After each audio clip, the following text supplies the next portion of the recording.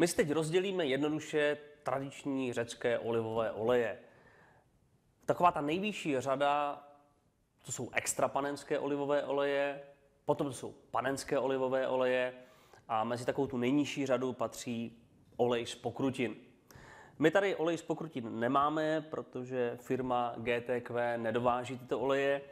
On patří mezi tu nejméně kvalitní řadu právě proto, že pokrutiny jsou vlastně, je to vlastně odpad, když se lisuje ten panenský olivový a extrapanenský olivový olej, tak pokrutiny jsou tím odpadem, už z něhož se vylisovala část toho oleje a aby se z toho dostala ještě další část olivového oleje, tak ten olivový olej se musí zahřát na vyšší teplotu. Je to kolem 90 až 100 stupňů a pomocí určitých chemických úprav je možno ještě i z tohoto produktu dostat olivový olej.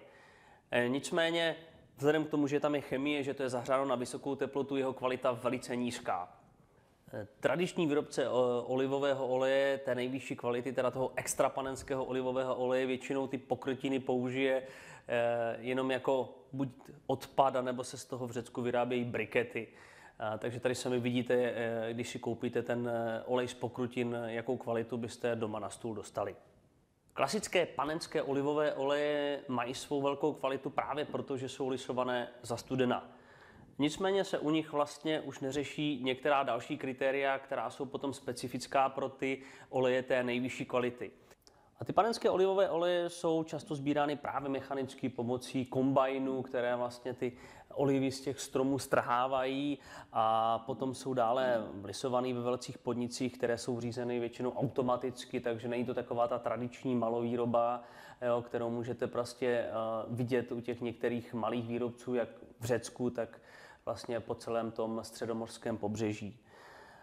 Dále se ještě u nás objevují oleje, které vlastně mají označení oleje EU, což znamená, že jsou to panenské olivové oleje lisované za studena, nicméně je tam opravdu směs oliv z různých částí Evropy, ať je to Španělsko, Itálie a Řecko, takže se tam vlastně nedbá na tu kvalitu, že ten sběr těch oliv je na tom jednom místě, který je vlastně pro ty olivy typický.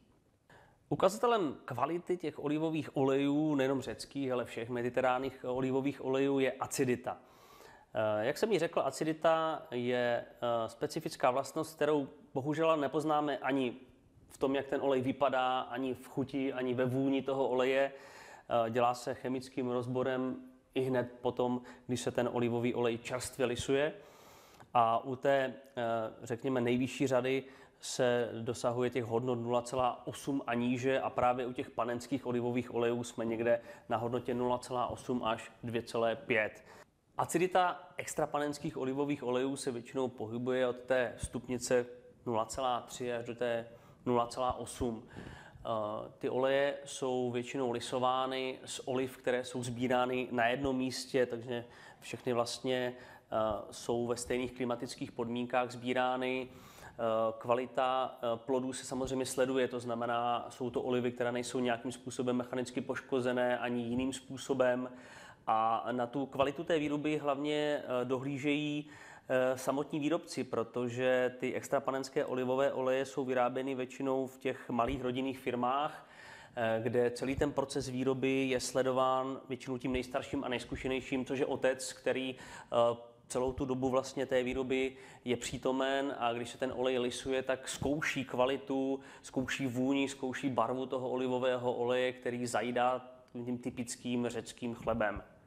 A firma GTQ, Greek Traditional Quality, dováží do České republiky ty nejkvalitnější extrapanenské olivové oleje, což můžeme vlastně zjistit rovnou, když se podíváme třeba na tenhle olej, který má aciditu 0,2 a vzhledem k tomu, že opravdu Řekové ctí ve své rodinné tradici tu výrobu, tak tady můžete dokonce vidět zakladatele jedné z rodinných firem, která lisuje olivový olej na Krétě.